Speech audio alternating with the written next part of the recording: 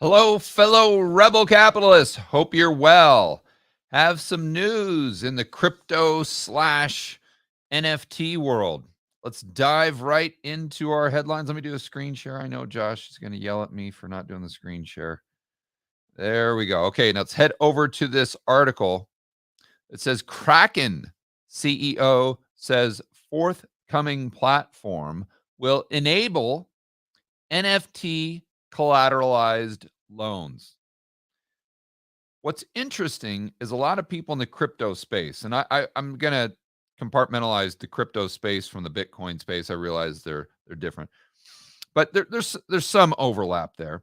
A lot of people in the crypto space specifically, they see things like this as though they are revolutionary and they're a game changer, and that you need to get on board before you're left behind, because if you don't, have fun staying poor. That's kind of like the message that you hear from a lot of them. Well, let's think about this. What you're doing, and actually, let me just read right here. So Powell, and this is the CEO of Kraken. Powell called the functional use of NFTs, such as NFT collateralized loans, phase 3 of the growing ecosystem for digital art and collectibles. Phase 1 was speculation. Or, okay, is he implying we're not still in phase 1? All righty then. Okay, Mr. Powell. I don't know if I agree with you there, my friend, but moving on. And phase 2 was buying art in a way that directly supported creators, according to Powell. So phase 3 is, I guess, being able to take your NFT and borrow against it. Because, I mean, when people can borrow heavily against their assets, like we saw in, I don't know, 2005, 2006, 2007, we know that nothing can go wrong. There's nothing but upside in that, right? But the argument and the pushback that you get from a lot of the people in the crypto space is, well, you just don't understand. You're a boomer, which, by the way, I'm not. But you just don't get it. The whole game is changing, and you just need to open your mind up to the possibilities that this provides. And what's interesting is how much of a disconnect there is with these individuals and how an economy actually works and what wealth is in reality. What I mean by that is these the Powell types, and I don't want to throw him in there because I've never met the guy, but I would assume, based on what he said here, that he believes that wealth is really, well, what does your bank account say? I mean, how many dollars do you have in your bank, or what are your assets worth in dollar terms? I mean, if you have an NFT that's worth $30 million, then, I mean, that's wealth, right? And for those of you who don't know what an NFT is, it's basically a JPEG. It's just a picture. It's a digital picture, just like one that you have on your phone, or just like my thumbnails that I have on my videos. The the whiteboard videos where I've got like a big head, and that's basically an NFT. But it's non-fungible, which means that you're the only person that has it. No one else can have it. So imagine paying $30 million for one of my thumbnails. And that supposedly is a huge advancement in society. And that's, according to these types of people, that's going to make society at large far wealthier, because you can not only buy a giant picture, or not even a giant picture, but a digital picture of George Gammon with a giant head. But not only can you buy that, but now you can actually borrow against that. So I'm sure that LTV is maybe, let's say, 50%. And then what happens if you get a margin call? Then you have to give back your NFT. And then what is the actual value? What's the use case for that NFT?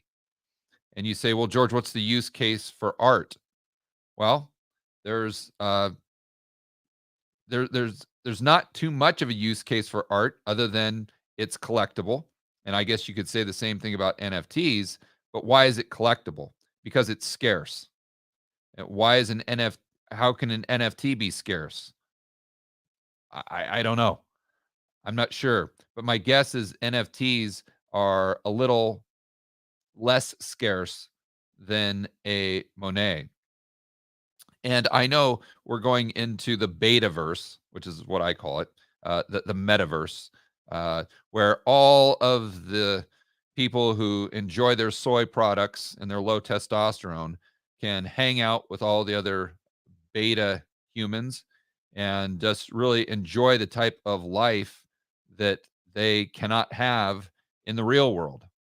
I won't get into what I think of the betaverse, but I get it that in the betaverse, that would be your art would be an NFT, and that could be rare because it's non fungible.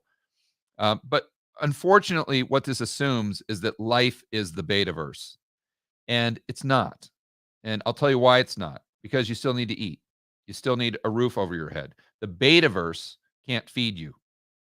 The betaverse can't put gas in your car. The betaverse can't produce energy. And energy is the economy at the end of the day.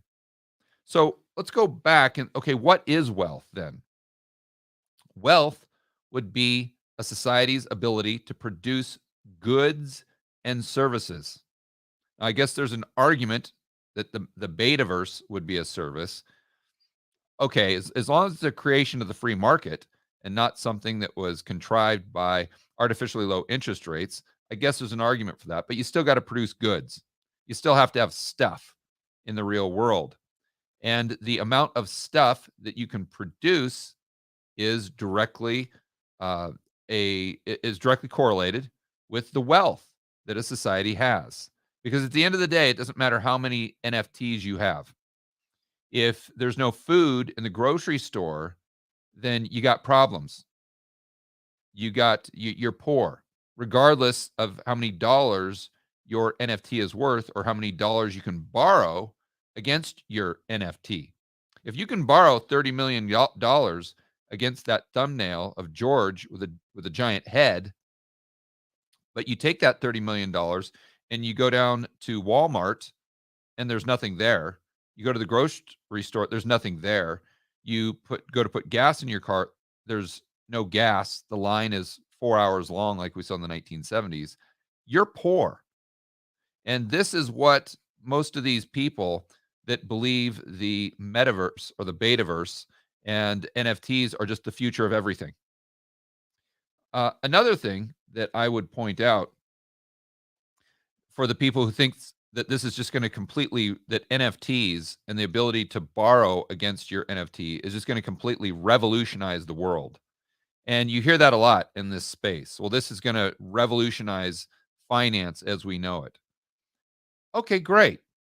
But does that necessarily mean that we're going to become richer as a society? Does that necessarily mean that our standard of living is going to increase because finance has been quote unquote revolutionized? I don't think so. I mean, let's just take an economy down to a very simple level. You've got three farmers: one, cows; two, cotton; three, wheat.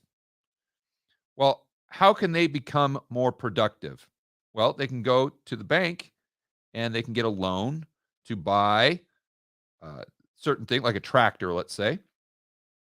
And that tractor allows them to produce even more than they were producing before and far more than they consume. So the fact that they're able to borrow money to get that tractor and that tractor increases their productivity, then there are more goods in the real world, not the betaverse. There's more goods in the real world for people to consume that allows them to do other things. So that doctor can go ahead and see patients. He doesn't have to worry about growing his own food. You see, and that was a result of the lending from the bank. And you say, well, George, well, this will allow people to borrow even more money. Okay, I get it. But in today's world, is borrowing money our problem? Is that our problem, that we just don't have enough leverage? That there's just not enough debt in the world? And if we could just somehow figure out a way to create more debt with digital pictures of George with a giant head, then that would just solve all of our that would revolutionize the entire world. And George, you're just too old and dumb and stupid to realize this. Okay, well, maybe so. But let's also look at the financialized world today, or at least as of 2020. And this is a website called the visualcapitalist.com. And here, what this gentleman, Jeff Desjardins, he points out, he gives us a visual of what our economy, what the financial economy really looks like. And let's go through this visual. And at the end, you can tell me whether or not we need more leverage. You can tell me whether or not we need to increase the efficiency of the financial system. You can tell me whether or not we need more debt.